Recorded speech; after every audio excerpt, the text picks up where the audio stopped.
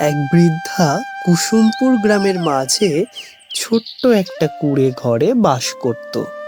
তার নাতি মহিম ছিল তার একমাত্র সঙ্গী। ঠাকুমা নাতিতে আনন্দেই দিন কাটাতো তারা।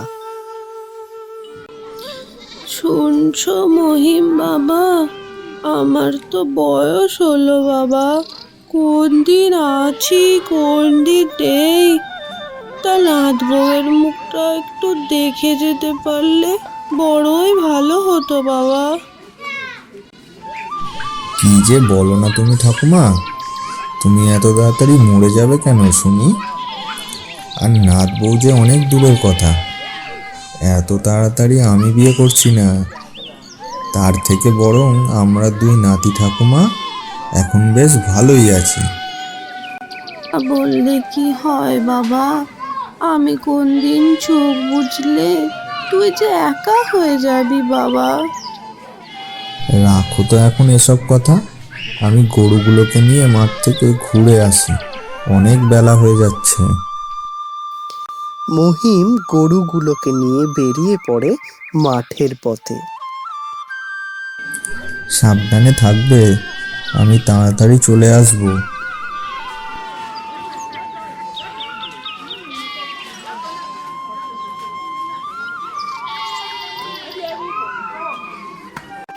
বৃদ্ধা ঠাকুমা তখন তার পোষা হাঁসগুলোকে ছেড়ে দেয় পুকুরে যাবার জন্য।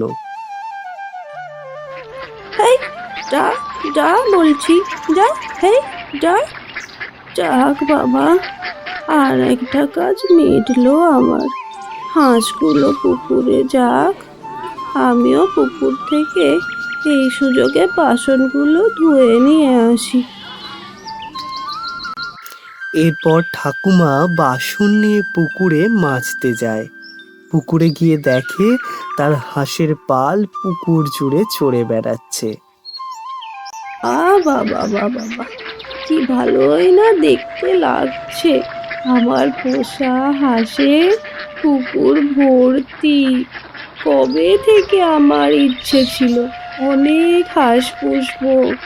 আজ পুকুর ভর্তি আবার হাঁস দেখে চোখটাই জুড়িয়ে গেল। ঠাকুমা হাঁসগুলোকে বাড়ি নিয়ে যাবার জন্য ডাকতে থাকে।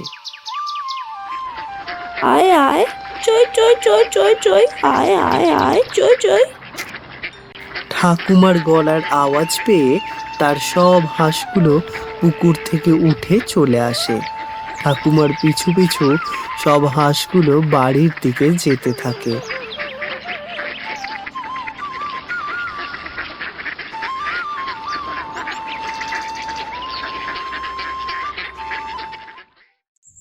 ঠাকুমা, তোমার হাঁসের সংখ্যা তো দিন দিন বেড়েই চলেছে।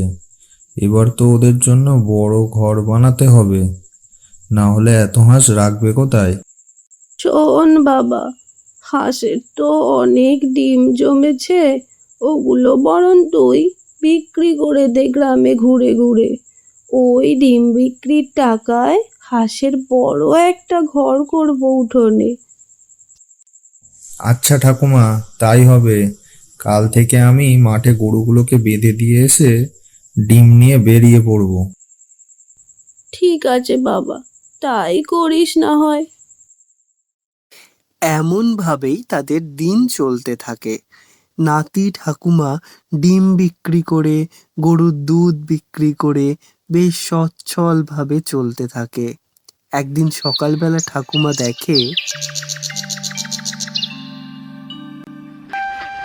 এ কি সর্বনাশ, আমার তো 10টা হাঁস ছিল, 4টে হাঁস কোথায় গেল?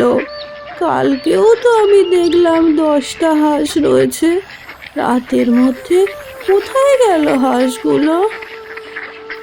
এরপর হাঁসগুলো পুকুরের দিকে চলে যায়। ঠাকুমা তার সব ঘটনা নাতিকে বলতে থাকে। নাতি সব ঘটনা মন দিয়ে শোনে। কেউ মনে হচ্ছে আমাদের হাঁস চুরি করছে, বুঝলে ঠাকুমা? আমাদের একটু নজর রাখতে হবে। কে নিচ্ছে একদিন যদি ধরতে পারি, তারপর দেখাবো তার মজা। তুমি চিন্তা করো না, ধরবো তো একদিন বটেই।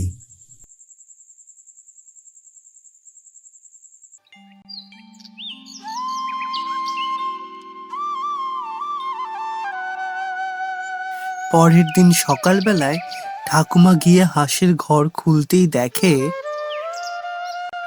হায় হায় হায়, আমার সব হাঁসগুলো চুরি করে নিয়ে গেছে গো, আর একটাও হাঁস নেই। এ আমার কি সর্বনাশ হলো! কত আশা করে কটা হাঁস পুষেছিলুম, আজ আমার এত বড় ক্ষতি কে করলো ভগবান! হায় হায়।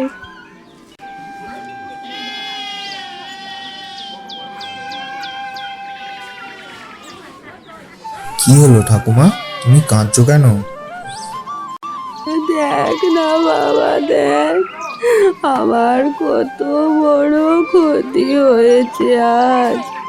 আমার সব হাঁস চুরি হয়ে গেছে বাবা। সে কি কথা? ঠিক আছে, তুমি কেঁদো না, আমি দেখছি কি ব্যবস্থা করা যায়। কে আমাদের হাঁস চুরি করলো দেখছি।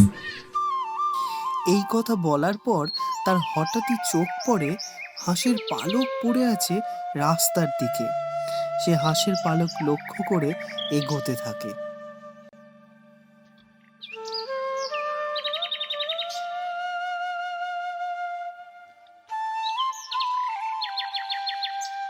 সে অনেকটা পথ হাঁসের পালক লক্ষ্য করে হাঁটতে হাঁটতে গ্রামের একেবারে শেষ প্রান্তে পাহাড়ের এক গুহার সামনে এসে পৌঁছায়। এ কি আজব ব্যাপার, হাঁসের পালক গুহার ভেতর ঢুকে গেছে। তার মানে যে হাঁস চুরি করে সেই গুহার ভেতরেই থাকে। যাব একবার গুহার ভেতর, ভয়ও লাগছে, কিন্তু এত কাছে এসে যদি চোরটাকে ধরতে না পারি তাহলে তো খুবই আফসোস হবে। কিছু হবে না, সাহস করে একবার ঢুকেই যাই ভিতরে, তারপর যা হবে দেখা যাবে। মনে অনেক ভয় থাকা সত্ত্বেও সে গুহার ভিতরে প্রবেশ করে। একটু করে এগোয় আর চারিদিকে দেখতে থাকে। গুহার ভিতরে কিছুটা যাবার পর দেখে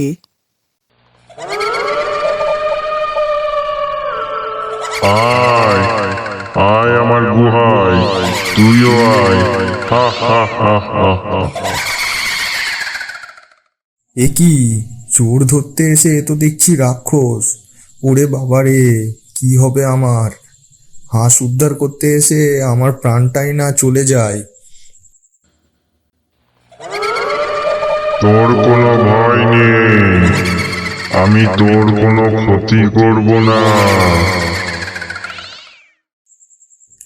না না, ভয় পেলে চলবে না, সাহস করে বলতে হবে সব কথা।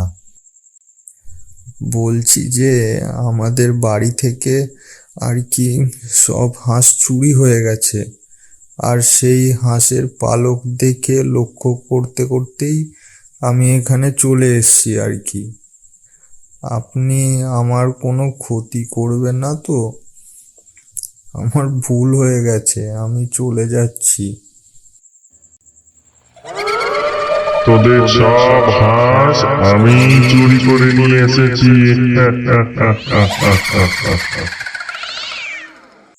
দয়া করে আপনি যদি হাঁসগুলো ফেরত দেন তাহলে খুব ভালো হয়। আসলে আমার বুড়ি ঠাকুমা বড় সাধ করে হাঁসগুলো পুষেছিল। হাঁসগুলো চুরি হয়ে গেছে দেখে সে খুব কান্নাকাটি করছে। আপনি যদি আমাদের হাঁসগুলো ফিরিয়ে দেন খুব উপকার হয় আমাদের। আমি একটা শর্তেই তোর হাঁসগুলো ফিরিয়ে দিতে পারি। কি শর্ত বলুন আমাকে? অনেকদিন আমি সেইভাবে কিছু খাইনি, তুই যদি আমায় অনেক খাবার জোগাড় করে দিতে পারিস তাহলে আমি তোর সব হাঁস ফিরিয়ে দেব। ঠিক আছে, তাই হবে। আমি আপনার জন্য এই পাশের জঙ্গল থেকে খাবারের ব্যবস্থা করে এনে দিচ্ছি। আমাকে একটু সময় দিন আপনি।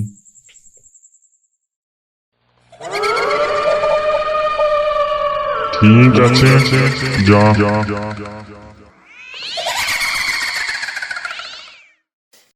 তারপর মহিম বেরিয়ে পড়ে রাক্ষসের জন্য খাবার জোগাড়ের উদ্দেশ্যে। বনের মধ্যে ঘুরে ঘুরে সে রাক্ষসের জন্য অনেক খাবার জোগাড় করে।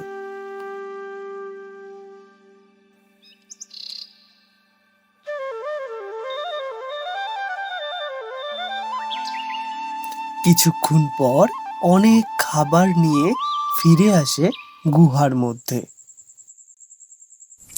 এই নিন, আপনার জন্য অনেক খাবার নিয়ে এসেছি। বাহ, খুব ভালো ছেলে তো তুই। আমার জন্য এত খাবার জোগাড় করে এনেছিস। যা, তোর সব হাঁস ওই দিকে আছে, নিয়ে যা ওদের তুই। অনেক ধন্যবাদ আপনাকে। এরপর মহিম সব হাঁসগুলোকে নিয়ে মহা আনন্দে বাড়ির দিকে যেতে থাকে।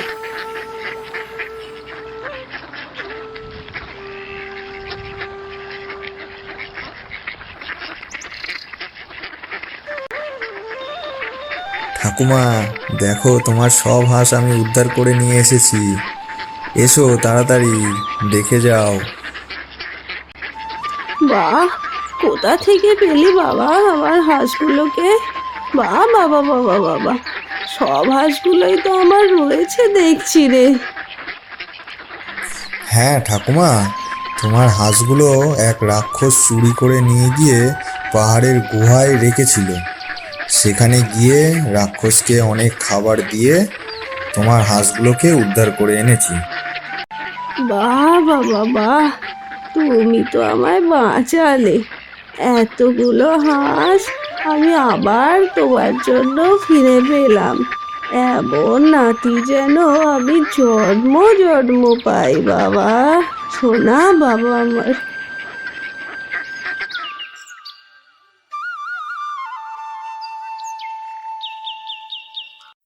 আশা করি আমাদের এই ভিডিওটা আপনাদের ভালো লেগেছে।